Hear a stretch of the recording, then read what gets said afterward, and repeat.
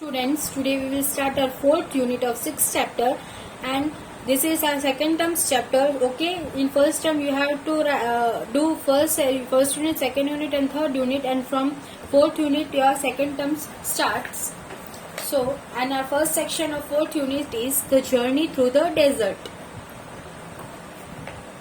Till a few years back, I didn't not have a driver and used to drive everywhere myself. वो क्या बोलते, थोड़े साल पहले मेरे पास कोई ड्राइवर नहीं था और मैं खुद ही गाड़ी चलाता था. The petrol station where I filled petrol from had a service station beside it. वो क्या बोलते, जहाँ मैं पेट्रोल भरवाता था वहाँ एक सर्विस स्टेशन भी था. Some Saturdays I would take my car to that service station and stay there until it was serviced. और क्या बोलते, मैं कभी कभी मेरी कार वहाँ पे सैटरडेज को सर्विस स्टेशन में लेके जाता था सर्विस कराने के लिए, और जब तक सर्विसिंग नहीं हो जाती थी मैं वहीं पे बैठा रहता था. There were two boys, perhaps 15 years of age, who worked there. They were identical twins. So क्या बोलते, वहाँ दो बॉयज थे जो काम करते थे और दोनों ट्विंस थे. One was Ram and the other was Gopal. एक का नाम क्या था, राम, और दूसरे का नाम Gopal. They were very poor and did not go to school yet they could speak many languages. वो क्या बोलते, वो लोग बहुत गरीब थे, स्कूल नहीं जाते थे, लेकिन फिर भी उन्हें बहुत सारे लैंग्वेजेस बोलना आता था. दो Bangalore, now called Bengaluru, is the capital of Karnataka. वो क्या बोल रहा था, बेंगलोर है वो किसका कैपिटल है, कर्नाटक का. Canada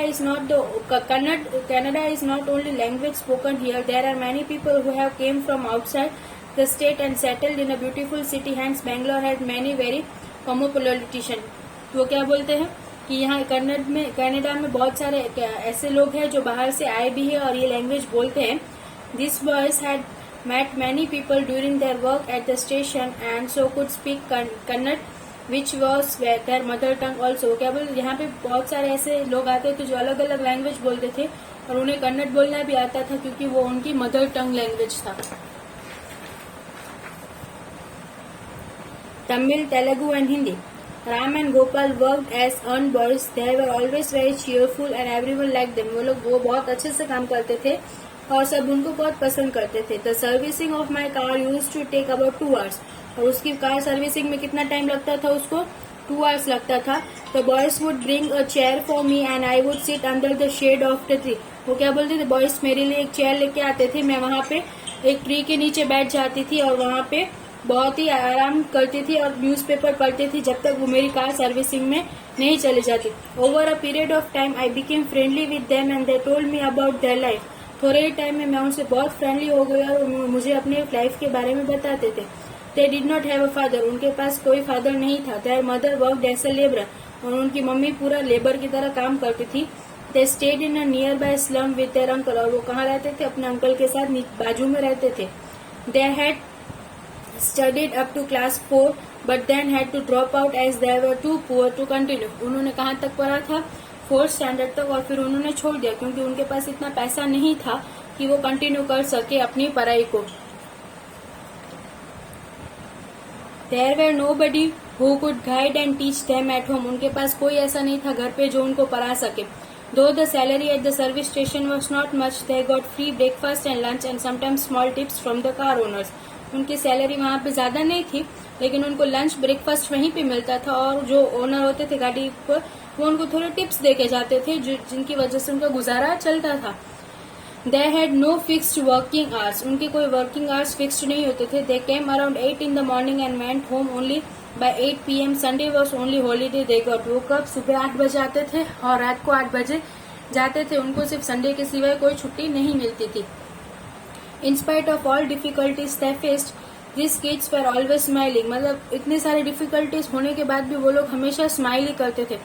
They never said no or grumbled about any work they were told to do. वो कभी कोई काम के लिए ना नहीं बोलते थे. I have seen children in many well-off families with grumpy faces and no happiness. If you ask them to do any work, they give you hundreds of reasons to avoid it. वो क्या बोलते, इतने अच्छी अच्छी family के जो बच्चे हैं ना वो भी इतना स्माइल करके नहीं चलते हैं जितना ये लोग. और अब अगर हम उनको काम बोलते हैं ना तो 100 बहाने बनाते हैं काम ना करने के. I suppose happiness does not depend on the amount of money in the bank. वो क्या बोलते हैं, मैं यही चाहती हूँ कि जो हमारी हैप्पीनेस है ना वो हमारे पैसों पे डिपेंड नहीं होनी चाहिए. I use to really like this 2 boys for the enthusiasm. वो क्या बोलते हैं, मुझे इन दोनों बॉयज का एंथुसियाज्म मतलब स्ट्रॉन्ग फीलिंग बहुत ही अच्छी लगती थी. Once in a while I took snacks and some old T shirts for them. वो क्या बोलती थी, थोड़े थोड़े टाइम में मैं उनके लिए थोड़े स्नैक्स लेके जाती थी खाने के लिए और उनको थोड़े पुराने कपड़े भी दे देती थी। They took the clothes with great joy as if they were made of silk। वो बहुत ही खुश होकर वो कपड़े ले लेते थे। But I never show them wear those clothes। लेकिन मैंने उनको कभी ये कपड़े पहनते नहीं देखा। When I asked, they said, Madam, we always wear dirty clothes to work because at station they become greasy। वो क्या बोलते हैं, हम लोग यहाँ इसलिए नहीं पहन के आते क्योंकि यहाँ पे हमारे कपड़े बहुत ही खराब हो जाते हैं, इसलिए हम लोग ये कपड़े घर पे पहनते हैं और यहाँ पे यही कपड़े पहन के आते हैं जो खराब हो जाते हैं। So students, I will explain you this chapter till here. Further chapter will be explained in next lecture. Till that, read this chapter and understand.